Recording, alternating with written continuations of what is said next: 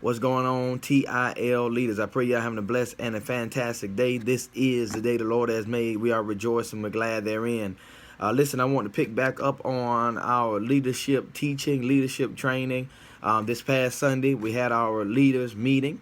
And, we talked about a lot of different things. We're cracking our church's culture. Now we are in chapter 6, so it's our responsibility to read chapter 6 and to dissect chapter 6, and we'll talk about chapter 6 extensively in our next meeting, which will be the second Sunday next month. So those of you that didn't have books, if you sit tight, get with me, and we'll make sure you guys get some books. We'll take care of everything that needs to be taken care of as relates to that. But I'm thankful and I'm appreciative. Had a couple of conversations with some people after this past leadership meeting, some positive, some kind of in the middle. But the point is, we've circled this mountain long enough. We circled this mountain long enough, you all, as relates to where we've been and what we've been talking about, what we've been doing. It's time to turn northward. Time to turn northward. And I sense in my spirit that there are those of you that are like me, that are tired of going around this mountain, and you're ready to turn northward. You're ready to go and accomplish and to do what it is that God has called us to do and accomplish as a local ministry. So for those of you that think the gospel music is going too far, those of you that are a part what it is that we're doing, I just ask you to get your cup out. I ask you to get your saucer out. I ask you to get your gallon jug out, because God has me pouring. God has me pushing. God has me pulling. God has me doing what I need to do in order to get us to where we need to be. And we can get there if you want to go. So part of that is our walking through this particular book as well. I mean, this is easy. I'm not asking you guys to read this. I'm just I'm dispersing the information to you. So all you got to do is press play and listen to me talk and listen to me go, and you will be able to learn and to grow in your leadership development. Listen to me as you're driving. Listen to this as you're working out. Listen as you're cleaning and as you're cooking or whatever. Just put it on and press play to where God can be able to grow you and develop you in these particular areas. But today we're talking about level number 2. Level 1 was permission. Level 1 was position. Level 2 is permission. And then what I'm going to do is, this is so power packed. This is so insightful. This is so much of what we need. I'm not even going to mess it up. I'm not even going to I'm going to read this, and we'll talk about it as I read it. All right? Level 2. You can't lead people you can't lead people until you like them. You can't lead people until you like them. When a leader learns to function on the permission level, people do more than merely comply with orders. They actually start to follow. And they do so because they really want to. Why? Because the leader begins to influence people with relationships, not just position. Relationships are a major key to success. Whether you're trying to sell, coach, teach, lead, or simply navigate the daily task of life, building relationships and develops a foundation for effectively leading others. It also starts to break down organizational silos as people connect across the lines between their job descriptions and departments. Here's the key. The more barriers come down and relationships deepen, the broader the foundation for leading others become. When people feel liked, cared for, included, valued, and trusted, they begin to work together with the leader and each other. And they can change the entire working environment. The old saying is really true. Listen to this. This is so good, you all. People go along with leaders they get along with. People go along with leaders they get along with. Moving up to level 2 is important development in leadership because that is where followers give their supervisors permission to lead them. People change from being subordinates to followers for the first time, and that means there is movement. Remember, leadership always means that people are going somewhere. They aren't static. They're not standing still. No journeying, no leadership. It's so much that's just in that first portion. I mean, to the point to where he says that we have to learn when we're leading by permission. We're actually learning to build relationships. You can't lead people without liking people. We cannot lead people without liking people. This is not Pastor Kobe Nesbitt saying this. This is John C. Maxwell, one of the leading experts as relates to leadership corporately and also in the spiritual world, but also in Truth and Love Ministries. We can't lead people if we don't like people. It just will not happen. You've heard me talk about that. I don't need to beat a dead horse. But the more times we break down barriers and the more people feel like they're liked and cared for, included and valued and trusted, then that will cause us to build a relationship with them. You want to know how not to lead? By just simply position, learn to build relationships with people. Start trying to let them know that they feel valued and helped and they're an asset to what it is that we're trying to do. Very key, you ought to write this down. People go along with leaders they get along with. It's real hard for me to go along with you if I don't get along with you. But Amos chapter 3, verse number 3 says, how can two walk together except they be agreed? So let's talk about some of the upside of leading by permission. The workplace has become more pleasant for everybody. When we are relational, when we like each other, when we get along, it becomes a more pleasant place to work. There are many upsides to level 2 because the focus is on relationship building. It opens up so many new avenues of leadership. Here are my top 5 upsides. Number 1, leadership permission makes work more enjoyable. Level 2 leaders like people and treat them like individuals. They develop relationships to win people over with interaction instead of using the power of their position. They shift their focus from me to we. That's what leading from permission is. You shift your focus from what you can do for me to what we can do for one another. That attitude creates a positive working environment. The workplace becomes more friendly. People begin to like each other. Chemistry starts to develop on the team. People no longer possess a have to mindset. Instead, it turns to want to. It goes from I have to do this to I want to do this. We get to serve. Remember that? That sounds familiar, doesn't it? The workplace becomes more enjoyable for everyone, leaders and followers alike. Permissional leaders want to help people. They want to see them succeed. The prevalent attitude is one of serving others and bringing out the best in people that they work with.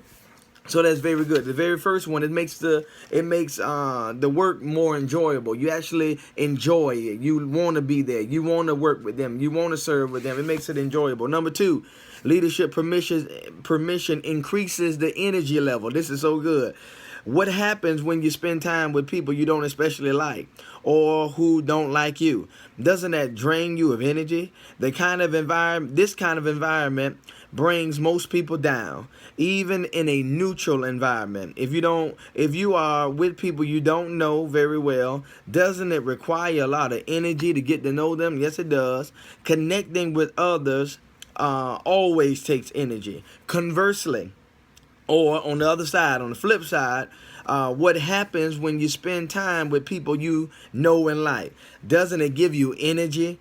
I know it does for me. It does for me as well. Spending time with people I love, whether at work or at home or while playing, is my greatest joy, and it also energizes me. Good relationships create energy, and they give people's interaction a positive tone. When you invest time and effort to get to know people and build good relationships, it actually pays off with greater energy once relationships are built. And in that kind of positive, energetic environment, people are willing to give their best because they know the leader wants the best for them. It creates energy. It drains you. It's too much energy to be around folk you don't like. It's too much energy to be around, be nasty and be mean and be vindictive. It's too much energy. But when we're with one another and we built that rapport, we built that relationship, we actually enjoy being around one another. Here it is. This is a second level of leadership. I'm leading individuals based on permission because we actually like being with one another and enjoy one another. Number 3, leadership permission opens up channels of communication. The permission level requires and cultivates good communication and side-by-side relationships. Level 2 leaders listen to their people and their people listen to them. I believe most leaders are naturally better at talking than listening. I don't know if that's true or not. I know that it's true for me. When I was early in my leadership journey, I was intent on communicating my vision to others and making sure they understood my agenda. I wanted communication to go only one way, from me to them. The result was few people bought into my leadership or my vision. In other words, he was saying that when communication is only one way, when you're only talking at people or preaching at people or telling them what they're supposed to do, it's not a give or take. The communication ought to swing both ways, and people will not buy into what it is that you just simply just trying to talk to them about. The result was that few people bought into my leadership or my vision. I failed to realize that the road to vision buy-ins was two-way communication. That means I had to learn how to listen. When you open up the channels of communication on level 2 and really listen, here is what you must give others. This is so good. This is worth writing down again. When you're trying to talk with someone, you're talking to someone that you're trying to lead, from me to you and from you to the people that directly report to you, this is what you need to give them. You need to give them your ears to say, I hear what you're trying to say. You must give them your eyes. I see what it is that you're trying to say. You must give them your heart. I feel what it is that you're trying to say. Undivided attention, and say, I value what it is that you're saying. See, this is so good, you all. I'm trying to help you become better leaders, trying to help you trying to give you what you need. When you're talking to your people, you have to give them your eyes. I see what you're trying to say. You have to give them your ears. I hear what you're trying to say. Give them your heart. I feel what you're trying to say. Give them your undivided attention. Say, oh, I definitely understand what you're trying to say. This is a buy-in, not just sit there and listen to me, not just a dictatorship. This is what I say, and this is the way it's supposed to go. But no, a two-way communication where you're letting them know you understand what it is that they're trying to say. Only when we do these things, we're able to build positive relationships and to persuade people to follow us. When leaders forge relationships on level 2, they do not only create better communication, they also create an environment where people begin to work together in a spirit of community and to communicate with one another openly. So that's very good. That third one. Look at number 4. Number 4 is leadership permission. Focus on the value of each person. It focuses on the value of each person. Level 2 leadership is relational driven. It's driven by my relationship with you. That is only possible when people respect and value one another. It is impossible to relate well with those you don't respect. It's impossible to do it. I can't relate well with you if I don't respect you, or if you don't respect me. We're not going to be able to relate very well. When respect lessons in a relationship, the relationship diminishes. If I don't respect you and you don't respect me, the relationship diminishes and then eventually will be destroyed. You can care for people without leading them. Hear me good. You can care for people without leading them, but you cannot lead them effectively beyond level 1 without caring for them. Lord have mercy. That's worth the price of admission. That's worth the price of this video right there. You can care for people without leading them, but you cannot lead them without caring for them. You have to care for people if you're going to lead them. That's the only way. That's the only way. That's the only way here, truth and love. You got to care for people in order for you to lead them. Let me keep going. Nothing lifts a person like being respected and valued by others. As a leader on level 2, your goal should be to become aware of the uniqueness of people and to learn to appreciate their differences. You need to let them know that they matter and that you see them as an individual and you see them as individual human beings, not just workers. You value them, you see them, and you know they're humans, not just workers. This attitude makes a positive impact on people and it strengthens your leadership and organization. To evaluate where you are with your team, write a list of names. Come on, let me help you with this. I want you to come on. I want whether I'm talking to those over the praise team, children ministry, parking lot attendants, ushers, greeters, sanctuary servants. What else? Men's ministry, helps ministry, or whatever. Sons of Issachar. Hear me real good. Hear me good. Come closely. To evaluate where you are with your team, this is what you need to do. I want you to write a list of the names of the people that are on your team. Then this is how it's going to determine how well you know them and how engaged you are with them relationally. By answering a few of these following questions. Write down their name and write down these questions. What 3 non-business things do I know about this person? What 3 things that didn't have anything to do with TIL do I know about this person? Name 3 things. What does this person value? Write it down. What do they value? What are this person's top 3 concerns? What does this person want and hope for in life? Simple. 4 things that challenges all of us. Come on, I wrote down all of y'all names. I got all of y'all names written down, and I got all of these questions written down. And if I can't answer these, then that lets me know I'm not where I am as relates to being relational with you, and it causes me to do a little deep dive in you to be able to find out where you are. But this will help you build relationship and build rapport with your people. What are 3 non-truth and love things that I know about this individual? What does this person value? What do they value in life? What are these person's top 3 concerns? What does this person want and hope for in life? Do you know do you know what's important to them? Do you know are their grandkids important to them? Is this important to them? Come on, you have to know what it is that is important to this particular individual and these individuals. If you are unable to answer these questions for someone on your team, then you need to set aside time to get to know him or her better. It's just about learning to get to know these individuals at a deeper and a higher level. I'm trying to cut this thing off. Number 5, leadership permission nurtures trust. It gets to the point to where it nurtures, it fosters trust. If you have integrity with people, you develop trust. Trust is the foundation of permission. The more trust you develop, the stronger the relationship becomes. We talked about this on Sunday. How if I don't trust you, then we're not going to work well together. If I don't trust you, then I'm not going to be able to lead you effectively. We're not going to be able to serve in the kingdom together if there is not any trust. Trust is the foundation to permission, because trust is the foundation of relationships. I get a good amen right there. The more trust you develop, the stronger the relationship becomes. The better the relationship, the greater the potential for the leader to gain permission to lead. The more trust, the more you want me to lead you.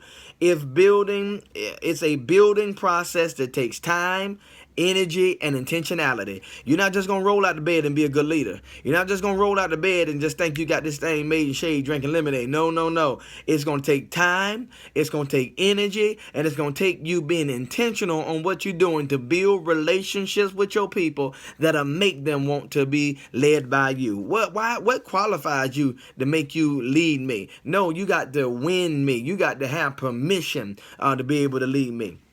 Listen to what retired Admiral James Stockdale said. When the crunch comes, people cling to those they know they can trust. At the end of the day, he said, when things get tough, people cling on to people who they know they can trust. Those who are not detached but involved. Not detached from, not do this, but no, involved in their doings. Not detached, not aloof, but no, involved in what's going on. That is the power of permission. In times of difficulty, relationships are a shelter. In times of opportunity, they are a launching pad. Trust is required of people to feel safe enough to create, share, question, attempt, and risk. Without it, leadership is weak and teamwork is impossible. I just said a mouthful right there. I want to say it again. In times of, it says, in times of difficulty, relationships are a shelter. They protect us. In times of opportunity, they are our launching pad. Come on, when you hook up with somebody, it's relational and it's a God moment. It's a launching pad. It catapults you into the next dimension. Trust is required to feel safe, to create and to share and to question and to attempt to risk. Without it, leadership is weak and teamwork is impossible. So as everything and as in every level, there is an upside and then there's a downside. So we talked about the 5 upsides to leading relationally or leading by permission. And now let's talk about the downsides, and I'm out of here. The downside of permission. The pressure is on you to build positive relationships. That's the first downside. It's going to take work. I just said that. It's going to take some work, some time, some energy, and you're going to have to be intentional. If you are a relational person, as I am, as what he says here, and I am as well, you may be saying to yourself, what downside could there possibly be to developing relationships, building trust, and gaining people's permission to lead? Isn't it all good? My answer has to be no. While it is true that the positives far outweigh the negatives, there are still downsides to level 2. Here are ones I have observed. So let's talk about the downsides of leading this way. Permission leadership appears too soft for some people. When you lead by relationship, some people think that's just too soft. In a hard, challenging, high-performance leadership, in a hard, charging, high-performance leadership, intensive environment, that's a mouthful, leading by permission may appear soft to some people.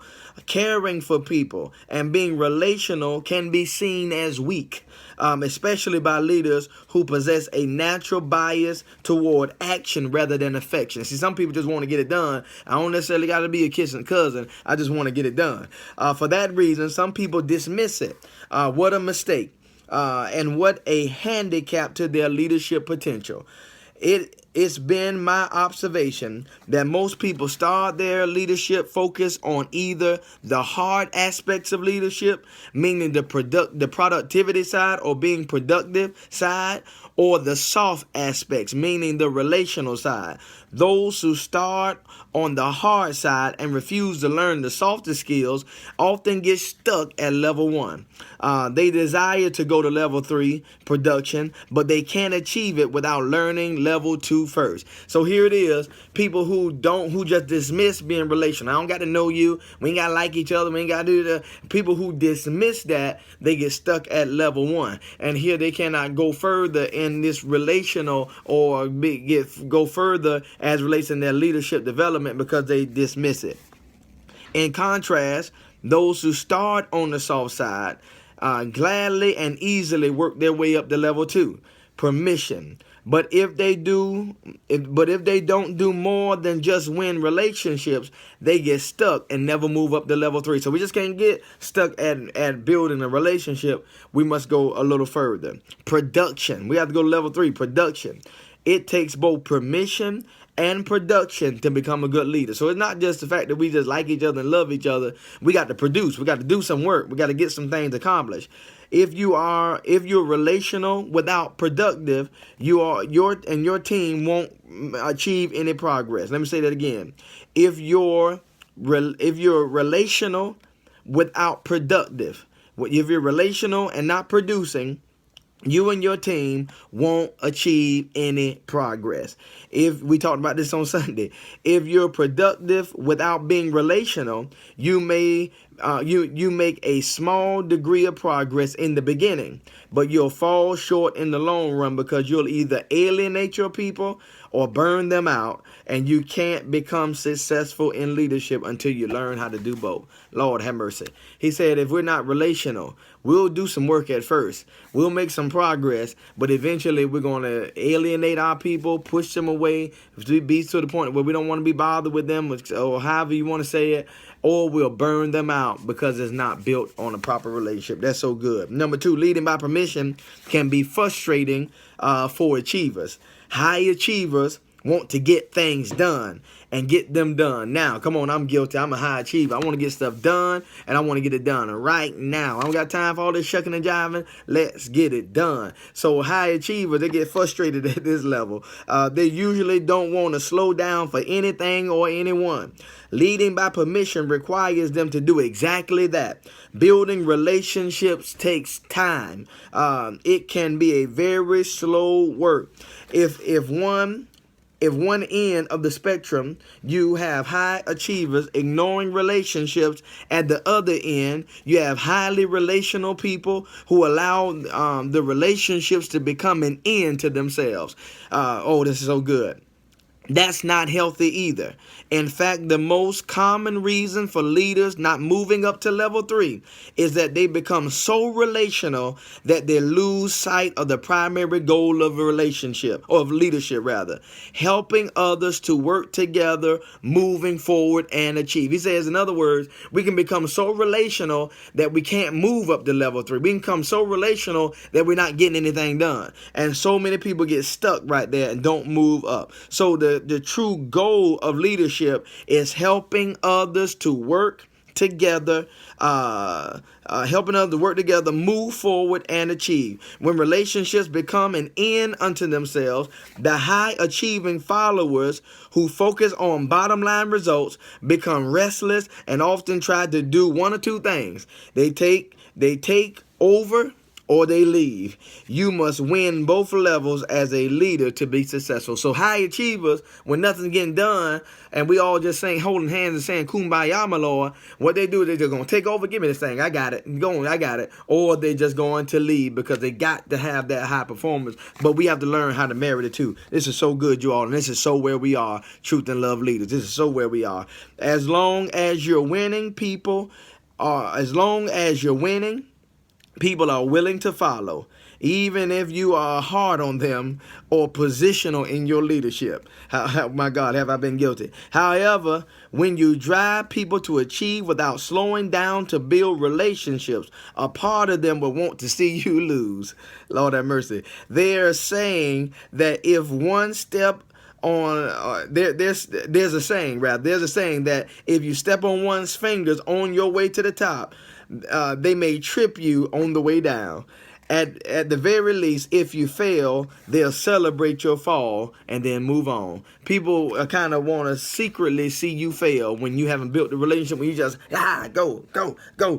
They kind of secretly want to see you fall. And he said there's an old saying, if you're on your way, if you step on people's hand on the way up, they might just trip you on the way down. Look at number 3, permissional leadership. Permissional leaders can be taken advantage of. Oh, no, of course not. People whose leadership style is non-relational are usually seen as no-nonsense leaders. They don't with no nonsense. Positional leaders often use their positions to distance themselves from subordinates. High achievers sometimes intimidate their followers, but when leaders are relational, their followers naturally get closer to them. Hear me real good. This is where we are, Truth and Love. That sometimes means that they make the mistake kindness for weakness. That sometimes means that they mistake, rather, kindness for weakness. They believe that encouragement means they don't have to respect boundaries. Just because we encourage, just because we say it's okay, just because we say come on, that we don't have to respect boundaries. No, there's still boundaries as it relates to, we have a relationship, we're good, we're cool, but there's still boundaries as it relates to leadership. They assume that empowerment means they have the freedom to do what they want. Lord have mercy. And because we're relational, because we empower, because we infuse, because we equip, they assume you can be able to do whatever the devil you want to do. They assume that empowerment means they have the freedom to do whatever they want. As a result, they take advantage of their leaders. As you build relationships with people on level 2, I believe that you will find that there are 4 kinds of people. This is so true. Takers, who leverage the relationship to better themselves, but do not takers who leverage the relationship excuse me, to better themselves, but do not you or anyone else. That don't make no sense. Who leverage the relationship to better themselves, but not you. Okay, I got you. Or anyone else. I was reading too fast. They borrow your influence, but keep the return. Lord have mercy. Developers who leverage the relationship in a positive way, bettering themselves and you. Come on, somebody. I got people in my life who pour into me. They develop me. I take advantage of the relationship, and I allow that thing to then better me and to make me and to shake me. Acquaintances who are content to live off their relationship with you passively, benefiting from success, but never contributing or taking responsibility to grow themselves. Come on, we all got those.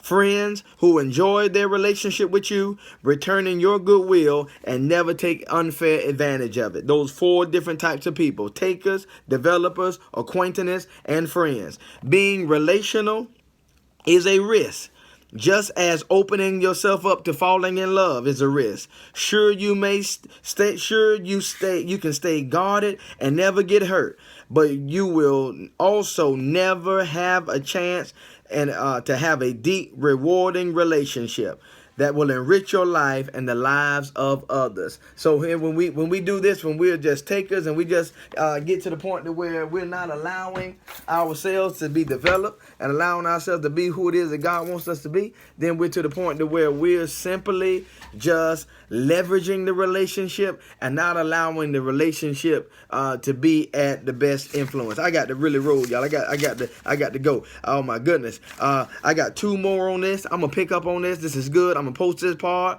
Hopefully you listen. If you don't, praise the Lord, that's on you. As I said, I'm just pouring out. I know I'm at 30-something minutes, but I got the blaze. I got somewhere I got to go. But we're going to pick up on number 4. We got 4, 5, and 6 more downsides to